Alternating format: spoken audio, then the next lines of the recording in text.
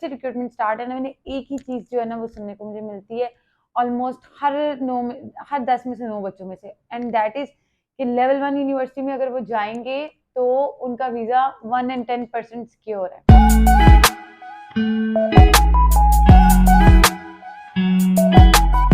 Assalamu alaikum everyone. This is Amaima Iftakhar, Chief Executive Officer of Upmark, and today we are going to discuss about some very affordable universities there in Australia. Also, we will discuss कि जो अभी recently changes आई हैं उनका students पे क्या impact पड़ेगा और अब हमें क्या करना चाहिए। Being being a south Asian student, हमें क्या करना चाहिए और हमें किस तरह से अपनी प्रैक्टिसेस को रखना चाहिए कि हम ऑस्ट्रेलिया जाकर वहाँ पे अपनी डिग्री को भी रिटेन कर सकें, अपनी आगे अगर हमारा पीआर भी हमारा मकसद है उसको भी हम रिटेन कर सकें।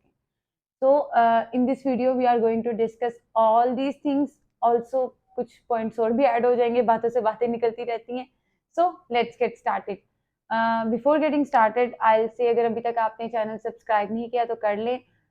I know वीडियोस बहुत ज़्यादा आजकल कम बन रही हैं बिकॉज सीरियसली मुझे नहीं समझ आती कि सुबह कैसे होती है और शाम कैसे होती है, अल्हम्दुलिल्लाह, but still I'll try my best कि मैं बीच में एक आधी वीडियो बना लिया करूं, but still subscribe our channel ताकि हमें ये पता चले कि whatever we are uploading, at least you guys are liking it. So let's get started. सबसे पहले तो I'll say कि ये जो एक पिछले जब से ऑस्ट्रेलिया ने दोबारा रिक्रूटमेंट स्टार्ट की थी तब से जब एक ये जो चीज़ स्टार्ट हो गई थी कि भाई लेवल 1 यूनिवर्सिटी में जाने से, कोरोना के बाद जब से रिक्रूटमेंट स्टार्ट है ना, मैंने एक ही चीज़ जो है ना वो सुनने को मुझे मिलती है ऑलमोस्ट हर 10 में से 9 बच्चों में से, एंड दैट इज़ कि लेवल 1 यूनिवर्सिटी में अगर वो जाएंगे तो उनका वीज़ा 1 in 10% सिक्योर है। ये जो एक मिसकंसेप्शन था ना, जिसकी वजह से मैं ये मेरा पर्सनल ओपिनियन है कि मैं समझती हूँ इसकी वजह से आप हमारा जो ये पूरा एक हमने सिस्टम एकदम से चेंज होते हुए देखा है कि आप कॉन्करेंट सीओई जो है वो इशू नहीं कर सकते, plus they have measured many things, उसके अलावा उसको चेंज कर रहे हैं, चीज़ों को स्ट्रिक्ट कर रहे हैं, वो सिर्फ इस वजह से। देखिए, लेवल 1 यूनिवर्सिटी के मैं कभी भी खिलाफ नहीं रही ऑब्वियसली। जब देयर आर असेसमेंट लेवल्स, पहले मैं आपको इसका थोड़ा बैकग्राउंड बता देती हूँ। देयर आर असेसमेंट लेवल्स जिनको यूनिवर्सिटी की प्रैक्टिसेस की वजह से, उनकी रिसर्च वर्क की वजह से, उनकी डिफरेंट चीज़ों की वजह से उनको कैटेगराइज किया जाता है into assessment levels, right? Assessment level 1, 2, 3 and इसी तरह से वहाँ जो यूनिवर्सिटीज़ हैं ऑस्ट्रेलिया में उनको भी इसी तरह से कैटेगराइज किया जाता है। इसी तरह से जो जिस भी कंट्री से उसने आना है, लेट्स से अगर हम पाकिस्तान की बात कर ले तो पाकिस्तान की यूनिवर्सिटीज़ को भी उन्होंने इसी तरह से कैटेगराइज किया है। नॉट ओनली दिस, इसी तरह से उन्होंने कंट्रीज़ को भी कैटेगराइज किया हुआ है। और वो किन बेसिस पे किया है? उनकी प्रैक्टिसेस पे कि ये यहाँ पे आकर क्या प्रैक्टिस करते हैं, when it comes to submitting their documents, तब इनकी क्या प्रैक्टिसेस होती हैं एंड ऑल दैट। इन सब को सामने रखते हुए ये असेसमेंट लेवल्स जो है ना, ये इसका ये पॉइंट ऑफ व्यू है। बट हमारे माशाल्लाह से बच्चों को ये लगता है कि मतलब जो ऑस्ट्रेलिया है ना, उन्होंने सब क्लास 500 जो उनका लाइसेंस है ये वीज़ा इशू करने का जो लाइसेंस यूनिवर्सिटीज़ को दिया है, वो सिर्फ और सिर्फ नाम का दिया हुआ है। वो सिर्फ लेवल 1 यूनिवर्सिटीज़ का जब वो सीओई देखेंगे वो कहेंगे ओह वाओ, ओके, जो भी इन्होंने डॉक्यूमेंट्स दिए हैं वो सब साइड पे, बिकॉज ये लेवल 1 यूनिवर्सिटी में आ रहा है वीज़ा अप्रूव्ड। ये मिसकंसेप्शन है बच्चों, ऐसा नहीं होता। Obviously they have issued license to other universities as well, even to colleges as well. वेटेफ कॉलेजेस को भी दिए हुए हैं, बट वेटेफ का जो है ना सिनेरियो डिफरेंट है, ठीक है? वो मैं एकेडमिकली इसको इसलिए डिस्कस नहीं कर सकती क्योंकि वो प्योरली एक ट्रेनिंग प्रोग्राम से, उसमें ऐसा नहीं हो सकता कि भाई आप इंटरमीडिएट करके तो बस ही किसी वेटेफ में पहुंचे हो। उसकी भी एक साइकोलॉजी है, उसकी भी एक लॉजिक है कि किस तरीके से अगर आपने एडमिशन लेना है तब। एनीवेज वो एक अलग टॉपिक है। कमिंग टू आवर पॉइंट, बच्चों ने ऑन पर्पस जो है ऐसी यूनिवर्सिटीज में एडमिशन लिए हैं जो वो क्लियरली अफोर्ड नहीं कर पाते, ठीक है? They are going to those universities जिनकी फी उनकी अफोर्डेबिलिटी से बहुत ज़्यादा होती है, एंड सी द रिजल्ट। उन्होंने बच्चे को पता है, बच्चे को जो है ये इस चीज का पता होता है, आपके पास आई कैन बेट कोई भी बच्चा आपके पास आता है वो ऐसा हो ही नहीं सकता कि उसका कोई दोस्त, उसका कोई जानने वाला ऑस्ट्रेलिया में ऑलरेडी पढ़ना रहा और वो उससे सजेशंस ना ले रहा हो, वो वहां पे उसके साथ टोटली इन टच होता है, बेशक आपसे प्रोसेस करवा भी रहा हो, ठीक है। इसी तरह से उनको बच्चों को क्लियरली इस चीज का एक्सपोजर होता है कि भाई वंस हम वहां पे पहुंचे एंड देन बूम हमने जो है ना, ये बेशक यहाँ से हमने एक सेमेस्टर की फी देनी है, उसको हमने बाद में रिफंड करवा लेना है, ठीक है। और बेशक सेमेस्टर की फी 15 है, 18 है, 20 है, आप यहाँ पे बैठे। मेरे से 2-3 बच्चे इसलिए ड्रॉप हुए हैं बिकॉज मैं उनको ये क्लियरली समझ पा रही थी कि they can not afford such fee जिस फी में वो जाना चाह रहे थे। मैंने उनको किया, बट मेरे इस बात पे कहने के लिए कि भाई आप ये अपनी अफोर्डेबिलिटी, एक अफोर्डेबल यूनिवर्सिटीज में जाएं, दे यू नो रन अवे उनको लगा कि पता नहीं मैं क्यों लेवल 1 में उनका प्रोसेस नहीं करवाना चाह रही, हालांकि जो यूनिवर्सिटीज मैंने भी उनको सजेस्ट की थी वो लेवल 2 की थी और लेवल 1 ही की थी, बट क्योंकि मुझे ये चीज का पता था कि भाई इसने जाते ही जाकर वहां पर एक इतनी असेसमेंट तो ऑब्वियसली है, इसने जाते ही जाकर वहां पे अपना जो है ना वो कॉलेज में शिफ्ट कर लेना। तो बच्चों को ये पता होता है कि भाई दे बच्चों को ये पता था कि दे हैड ऑप्शन कि वहां जाते जाकर ये अपना सीओई चेंज करवा सकते हैं, ये अपना ये जो एजुकेशन प्रोवाइडर है उसको चेंज करवा सकते हैं, और उसका नतीजा ये निकला है कि now you can not change also. इसकी वजह से उन्होंने भी बड़ा नुकसान उठाया है। ये सिर्फ हमारी तरफ से, तो मेरे लिए तो ये बहुत अच्छी बात है कि एक बच्चा जिस सीओई पे जा रहा है उसी पे रहे, उसको पढ़े। बट आपने जॉब करनी है, you can do job while studying. तो मुझे ये समझ नहीं आती कि आपको एकदम ही इतना क्यों पड़ जाता है कि भाई बस पहुंच जाएं, यूनिवर्सिटी भी गई भाड़ में, मेंटल हेल्थ भी गई भाड़ में, बस अब 24 घंटे होते हैं दिन में, लेकिन मैंने काम 25 घंटे करना है। तो ये डिग्री कंप्लीट कर ले, डिग्री कंप्लीट करने के बाद आपने सारी जिंदगी काम ही करना है, और जब आप टोटली काम करने लग जाएंगे ना, फिर आप कहेंगे काश मैं थोड़ा सा पीछे टाइम पे चला जाऊं। क्योंकि हम साउथ एशियन स्पेशली स्टूडेंट्स ऐसे होते हैं कि जब हम जाते हैं ना वहाँ पे, तो हमें जो ऐसे बहुत सारी चीज़ों के एक्सपोजर मिलते हैं जो हमने पहले नहीं एक्सपीरियंस किए होते, तो ऑब्वियसली फिर हम पढ़ाई जो है ना हमारा सेकेंडरी जो है वो मकसद बन जाता है।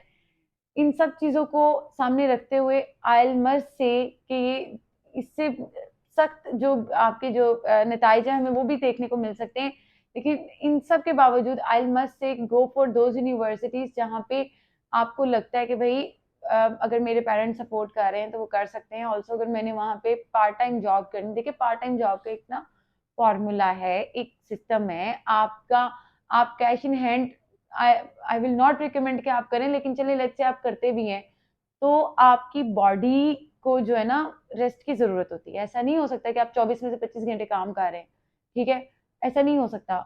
अगर आप अपना एजुकेशन प्रोवाइडर चेंज करते हैं तो उसमें सबसे बड़ा नुकसान आपका है।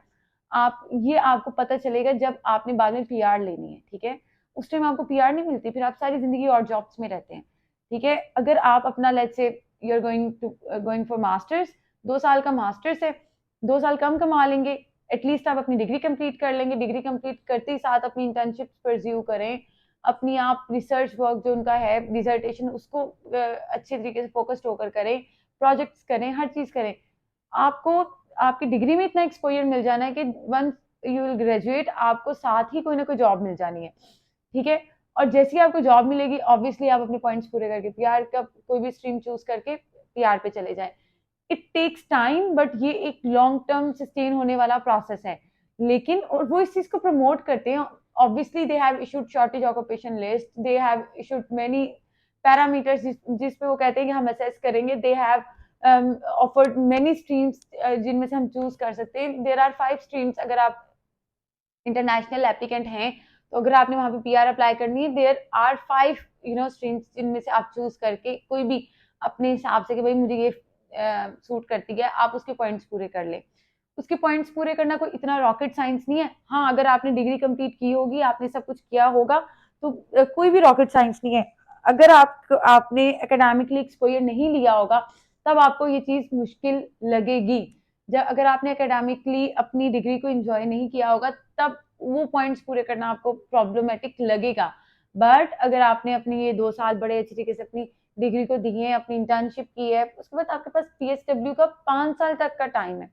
मुझे बच्चे पूछते हैं PSW मिलेगा, ठीक है, मेरा उनसे एक क्वेश्चन होता है, बच्चों PSW या TR, ऑस्ट्रेलिया में TR कहते हैं, यूके में PSW कहते हैं, तो मेरा ना उनसे एक क्वेश्चन होता है, बेटा आपका पर्पस PSW लेना है या PR लेना है, ठीक है, मैम PR। तो मैंने कहा PSW तो सिर्फ एक ब्रिज है जो आपको मैक्सिमम टाइम देता है कि आप अपना PR पे शिफ्ट हो सकते हैं, लेकिन अगर आपने अपना इफेक्टिवली डिग्री कंप्लीट की हो, इफेक्टिवली आपने जॉब की हो, तो आपको PSW का जो मैक्सिमम 5 साल का टाइम है वही आपका टूवर्ड्स PR काउंट हो जाएगा, ठीक है। अगर आप अपनी प्रॉपर प्लानिंग के साथ चलते हैं, आपको अगर अभी से एक प्लानर है ना, आप डाइट प्लान बनाते हैं, आप किसी भी चीज जिंदगी में आप इवन घर का कोई काम करने लगते हैं, घर बनाने लगते हैं, तो आप एक प्लानर बनाते हैं, पहले उसका मैप बनता है, फिर उसकी मतलब देयर आर स्टेप्स ना जो आपने जिनको फॉलो करते हुए फिर जाके घर बनता है। ऐसा नहीं होता कि डायरेक्टली आप कहो कि शुरू में ही पेंट हो जाए और मैप छोड़ो कोई बात नहीं मैं वैसे ही कह दूंगा इधर से इधर, ऐसे नहीं होता। हर चीज का एक प्रोसेस होता है, हर चीज का एक टोटल चीजों को लेके चलना होता है। इसी तरह से if you are planning to stay there for longer time period or for for ever, लेकिन उसके लिए आपको इस तरह की प्रैक्टिसेस करनी पड़ेंगी कि जिसकी वजह से वो आपको वेलकम करें, ना कि वो आपको कहेंगे बस ठीक है ये जाओ यहाँ से। आपने अगर अपनी अपनी डिग्री उनकी जो है वो जो जो प्रोफेशंस वो सीख कर रहे हैं, जो प्रोफेशनल्स सॉरी वो सीख कर रहे हैं, उनके मुताबिक अगर आपने अपनी डिग्री चूज की होगी, अगर आपने इंटर्नशिप अपना रिसर्च वर्क वगैरह वगैरह इफेक्टिवली किया होगा, आई डोंट थिंक सो कि आपका कहीं पे भी ये चीज आपको किसी भी पॉइंट पे ये फेस करना पड़ेगा कि भाई you are done, not at all. Obviously professionals की पूरी दुनिया में कमी है वहाँ पे, एजुकेशन सिस्टम वहाँ पे, प्रैक्टिकल लाइफ बहुत डिफरेंट है, और अगर आप वहाँ पे उसका एक्सपोजर ले लेते हैं दैट विल इनफ, और उसके बाद मेरा नहीं ख्याल कि आपको PR तक जाने में प्रॉब्लम होती है। PR लेने के लिए ऑब्वियसली आपका वहाँ पे डिग्री कंप्लीट करना बहुत इंपॉर्टेंट है, बहुत पहला स्टेप ही है कि भाई you have to complete your degree and then you can apply for TR, and then वो आपका एक maximum time period होता है if you're going to regional then 3 years, and अगर आप मेट्रोपॉलिटन में जा रहे हैं 2 साल, और अगर आप OSL में जा रहे हैं 2 साल आपको मजीद मिल जाते हैं, तो मैक्सिमम 5 साल का टाइम पीरियड मिल जाता है। अगर आप रीजनल में जाते हैं, मेट्रोपॉलिटन में जाते हैं, तो मैक्सिमम 4 साल का मिल जाता है। इस पॉइंट ऑफ व्यू से ये आपके पास मैक्सिमम टाइम पीरियड है to get experience, to find job and any other requirement जो कि PR के प्रोसेस में आती हैं। अच्छा, अब यहाँ पे पहला स्टेप क्या है, डिग्री कंप्लीट करना। अब ये सारा आपको समझाने का मकसद ये था कि भाई हर चीज इंटरलिंक्ड होती है। ऐसा नहीं है कि आप यहाँ से जाएंगे वहां जाकर बस अपनी मर्जी, और उसके बाद आप अचानक आप कहेंगे मुझे PR दे दो, वो PR नहीं देंगे, फिर आप इधर आके कहेंगे नहीं नहीं ये तो PR नहीं देते, या ये इनकी प्रैक्टिस नहीं ठीक। आपकी ठीक थी उस टाइम पे? बिल्कुल भी नहीं। एनीवेज, अब इसके लिए बहुत इंपॉर्टेंट है कि आपका जो पहला स्टेप है ना, and that is choosing your university, वो सही होना चाहिए। देखिए, आपको खुद भी पता होता है कि आप जो है वो 40,000 पर एनम अफोर्ड नहीं कर पा रहे होते, तो आप इसलिए जाते हैं। अगर आपको सिर्फ वीजे का इशू है ना, मैं इस चीज़ के भी, मुझे कभी ये चीज़ हजम नहीं हुई कि ऑस्ट्रेलिया में जो है ना उनकी पॉलिसीज जो है वो समझ नहीं आ रही। हाँ, देयर आर सम ग्लिच जो कि AI की वजह से चीज़ें अभी फिक्स नहीं हो पा रही, प्लस क्योंकि उनका चीज़ें जो हैं वो जैसे अब ये रिसेंटली उनका जो टर्न अराउंड टाइम है वो 2 मंथ से भी ऊपर चला गया है। एक हमारा स्टूडेंट है, उसका 40 डेज के बाद रिस्पॉन्स आया, और एक स्टूडेंट को 60 डेज हो गए, अभी तक उसका रिस्पॉन्स नहीं आया, ठीक है। एक स्टूडेंट है, उसको 55 डेज के बाद रिस्पॉन्स आया है। कहने का मकसद ये है कि ये टर्न अराउंड टाइम इतना हो गया है, एक एवरेज 2 मंथ्स पे जा चुका हुआ है। बट ये सब चीज़ों को देखते हुए भी मैं आपको कहूँगी कि there are only some glitches जो कि ये ओवर टाइम इसको फिक्स कर लेंगे, क्योंकि अब एकदम से जब भी वो थोड़ी सी चीज़ों को लीनिएट करते हैं, एप्लीकेशन नंबर्स ऑफ एप्लीकेशन इतनी ज़्यादा हो जाती हैं, और फिर वही मसले आते हैं डॉक्यूमेंट्स के, उधर जाकर रिटेन ना होने के एंड ऑल दैट, तो उसकी वजह से फिर वो अपनी चीज़ों को स्ट्रिक्ट करते हैं। बट स्टिल आई से कि अगर आप सारी अपनी कंडीशंस मीट कर रहे होते हैं, देखिए वीज़ा लेना मेरा नहीं है कि भाई मैंने आपको कह दिया कि जो भी आपका नाम है कि भाई मैं आपको वीज़ा लेके दूंगी, ऐसे नहीं होता। अगर ऐसी कोई बात है, कोई करता है ना, तो मेरा नहीं ख्याल कि वो अपने प्रोफेशन के साथ ऑनेस्ट है, बट एक असेसमेंट होती है, ठीक है। अगर वो ये कहे कि मेरी वजह से तुम्हें वीजा मिलेगा या मेरे पास कोई पड़े हुए हैं, obviously this is a scam. But एक असेसमेंट होती है। देखिए, if you are meeting all requirements तो क्या पॉइंट हो सकता है ऑस्ट्रेलिया के पास रिफ्यूज करने का। आप उनके फाइनेंशियल रिक्वायरमेंट्स मीट कर रहे हैं, आप एकेडमिक रिक्वायरमेंट्स मीट कर रहे हैं, आप इंग्लिश रिक्वायरमेंट्स मीट कर रहे हैं, आपने उनके आप जो भी उनके एक पैरामीटर है जिस पे असेस करना है, आपने एसओपी बहुत अच्छी लिखी हुई है और खुद लिखी हुई है। और लेकिन खुद लिखना ये नहीं कि चैट जीपीटी देख के लिखती है, हर चीज़ अच्छे तरीके से की हुई है, then there is no point of refusing your application.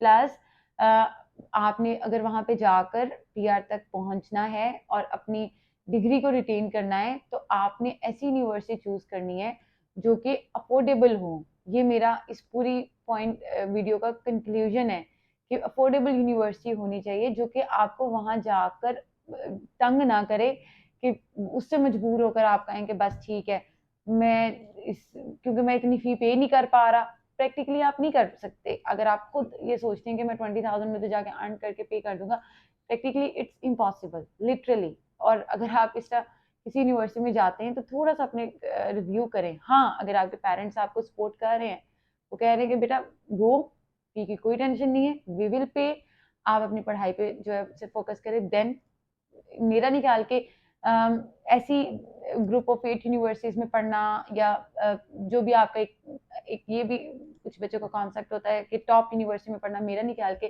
फिर आपके लिए जो है वो मुश्किल होगा या बुरा होना चाहिए। बट अगर आपने किसी सेंस में सोचा है कि I am gonna pay all these things, then review your decision. अच्छा, अब आ जाते हैं कि देखिए, थोड़ा सा नहीं, मैंने आपको सारा एक्सप्लेन कर दिया कि अफोर्डेबल यूनिवर्सिटीज जो है ना, वो चूज करना क्यों जरूरी है, स्पेशली इन सब सिनेरियो में। अब मेरे ख्याल से आपको मेरी लॉजिक समझ आ गई होगी। अब देख लेते कुछ ऐसी यूनिवर्सिटीज ऑस्ट्रेलिया में जिनकी फी अफोर्डेबल है, 20 to 25,000 तक है आफ्टर स्कॉलरशिप, जो कि दैट इज प्रैक्टिकल। 12,000 तक अगर आपकी सेमेस्टर फी है, that is practical. 10 to 12, yes.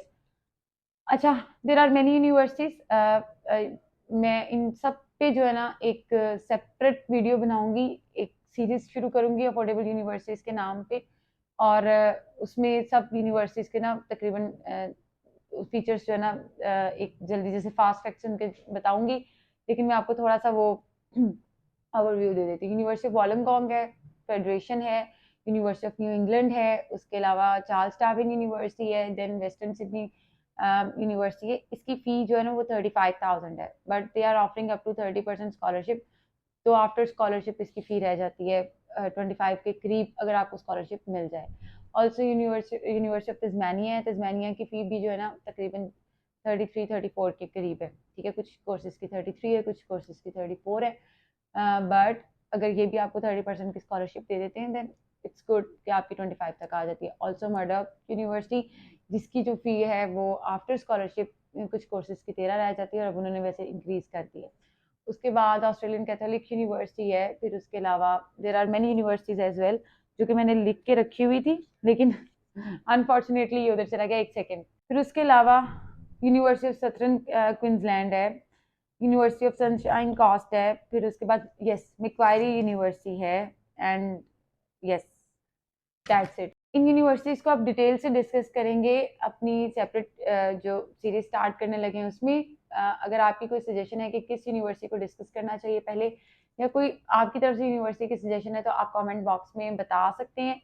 तो अल्लाह हाफिज़, अंटिल नेक्स्ट टाइम।